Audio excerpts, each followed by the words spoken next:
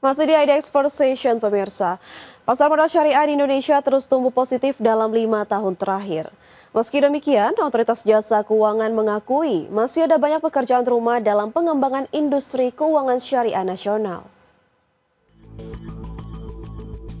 Pasar modal syariah di Indonesia terus tumbuh positif dalam 5 tahun terakhir. Meski pasar modal syariah menunjukkan pertumbuhan, tingkat literasi dan inklusinya masih rendah dibanding keuangan konvensional. Otoritas Jasa Keuangan mengakui masih ada banyak pekerjaan rumah dalam pengembangan industri keuangan syariah nasional. Kepala Direktorat Pengembangan Pasar Modal Syariah OJK, Evi Junita menyampaikan, tingkat literasi keuangan syariah pada tahun 2024 baru mencapai 43%, sementara inklusinya baru 13%. Angka ini masih tertinggal jauh dibanding literasi dan inklusi keuangan konvensional yang sudah mendekati 70 dan 60%. Kami melihat bahwa industri syariah ini memang masih banyak sekali PR yang harus dilakukan Bapak Ibu. Kenapa? Karena survei yang telah dilakukan selama tahun 2024 ini, tingkat literasi untuk keuangan syariah ini baru mencapai kurang lebih sekitar 43%. Sementara untuk inklusinya juga sangat rendah, yaitu baru berkisar 13%. Ini kalau kita perbandingkan dengan tingkat literasi dan inklusi secara konvensional, sudah agak jauh gapnya, masing-masing bisa mencapai kurang lebih sekitar 70% dan 60%. Meski demikian, Evi menilai Indonesia memiliki modal demografis yang kuat untuk menumbuhkan pasar modal syariah. Sebagian besar investor saham syariah saat ini didominasi oleh generasi muda berusia 30 tahunan. Dengan dukungan infrastruktur dan edukasi yang lebih masif, pasar modal syariah diharapkan dapat berkembang lebih inklusif dan berkontribusi besar terhadap pembiayaan nasional. Berbagai sumber IDX Channel. PT Bursa Efek Indonesia saat ini tengah mengkaji penyesuaian jam perdagangan yang diisukan akan diperpanjang. Meski demikian, penyesuaian jam perdagangan ini tidak akan dapat diberlakukan pada tahun ini karena Bursa Efek Indonesia sedang fokus dalam proses implementasi sistem perdagangan baru.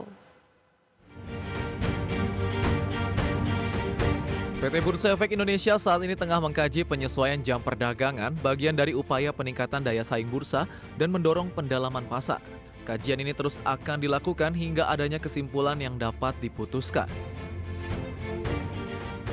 Direktur Pengembangan Bursa Efek Indonesia, Jeffrey Hendrik mengatakan, dengan adanya kajian maka dipastikan penyesuaian jam perdagangan yang diisukan akan diperpanjang ini tidak dapat diberlakukan pada tahun ini. Selain adanya kajian, pada tahun ini Bursa Efek Indonesia sedang fokus dalam proses implementasi sistem perdagangan baru. Kelihatan enggak? Kelihatannya enggak, karena kan kita sedang dalam proses implementasi sistem perdagangan baru. Ya, jadi resource kita saat ini, tahun ini mungkin akan fokus di situ, tetapi kajian itu tetap jalan. Ya, nanti masalah kapan akan diimplementasikan itu kita sesuaikan dengan jadwal. Jeffrey menambahkan, selain kajian penyesuaian jam perdagangan, Bursa Efek Indonesia juga memastikan tengah mengkaji penyesuaian besaran lot saham yang tujuannya untuk dapat meningkatkan inklusivitas pasar, memperdalam likuiditas, serta membuka akses yang lebih luas bagi investor retail. Jakarta, Riken Wardi, IDX Channel. Pemirsa, PT Arci Indonesia Tbk atau ARCI mengalokasikan belanja modal sebesar 80 juta US dollar pada tahun ini yang fokus pada eksplorasi tambang emas dan pengembangan proyek geotermal. Adapun capex ini lebih kecil dari tahun lalu karena pembiayaan infrastruktur telah diselesaikan lebih awal. PT Arci Indonesia Tbk menganggarkan capital expenditure senilai 80 juta dolar Amerika Serikat sepanjang 2025. Nilainya sedikit lebih rendah dibandingkan tahun lalu yang mencapai 91,8 juta dolar Amerika Serikat karena proyek infrastruktur telah rampung sebelumnya.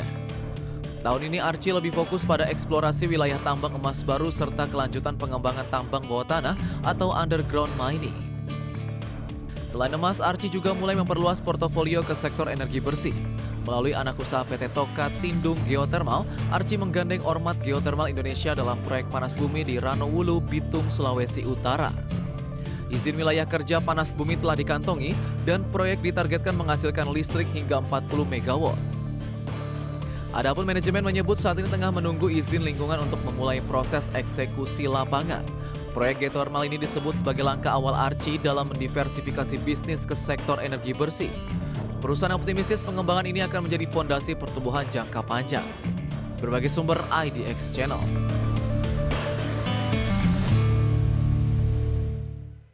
PT Primadaya Plastisindo Tbk masih terus berupaya memperbaiki kinerja perseroan di sisa tahun 2025. Setelah mengawali kuartal pertama dengan penurunan laba yang signifikan, strategi peningkatan produksi dan perluasan pasar diharapkan jadi penyelamat perseroan. PT Primadaya Plastisindo Tbk masih terus berupaya memperbaiki kinerja perseroan di sisa tahun 2025. Hingga akhir Maret 2025, PDPP melaporkan penurunan pendapatan sebesar 17% secara tahunan dari 127 miliar menjadi 106 miliar rupiah. Lebih lanjut, laba bersih juga turun drastis hingga 94% secara tahunan dari 8,2 miliar rupiah menjadi hanya 495 juta rupiah. Perseroan menjelaskan ada dua faktor utama penekan kinerja. Pertama, proses transisi produk dari galon polikarbonat ke galon berbahan PET yang masih memangkas omset. Kedua, lonjakan biaya operasional termasuk karena pembayaran tunjangan hari raya pada kuartal pertama. Untuk mengakselerasi pemulihan, emiten dengan kode saham PDPP akan memacu produksi galon PET yang dinilai lebih efisien dan bergross margin lebih tinggi. Proyeksi margin kotor dari transisi ini diperkirakan meningkat hingga 4,6%. Perusahaan juga akan melakukan investasi pada mesin dan gudang untuk meningkatkan kapasitas produksi. Selain produk primer, PDPP juga mengandalkan segmen daur ulang seperti PC Flex, PET Flex, dan pellet sebagai motor penjualan tambahan. Melalui kerjasama dengan mitra lokal, PDPP berupaya menggunakan kembali galon-galon PC bekas untuk mendorong bisnis yang lebih berkelanjutan.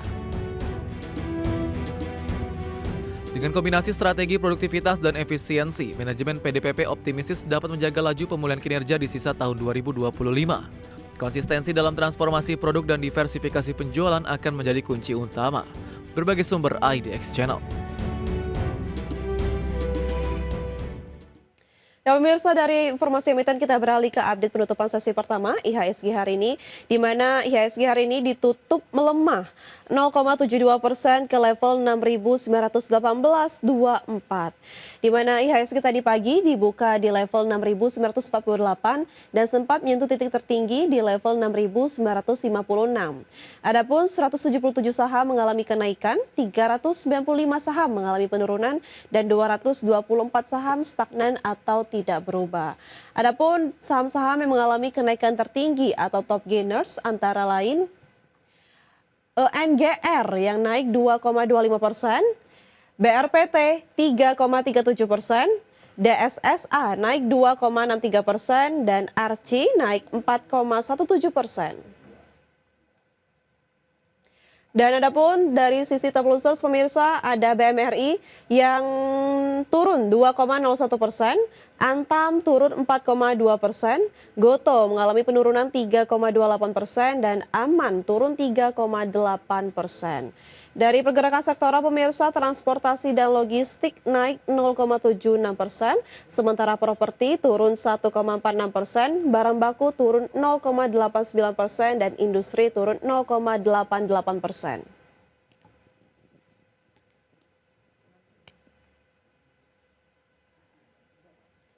Pemirsa, kami akan kembali usai jeda berikut ini, tetaplah bersama kami di IDX First Session Closing.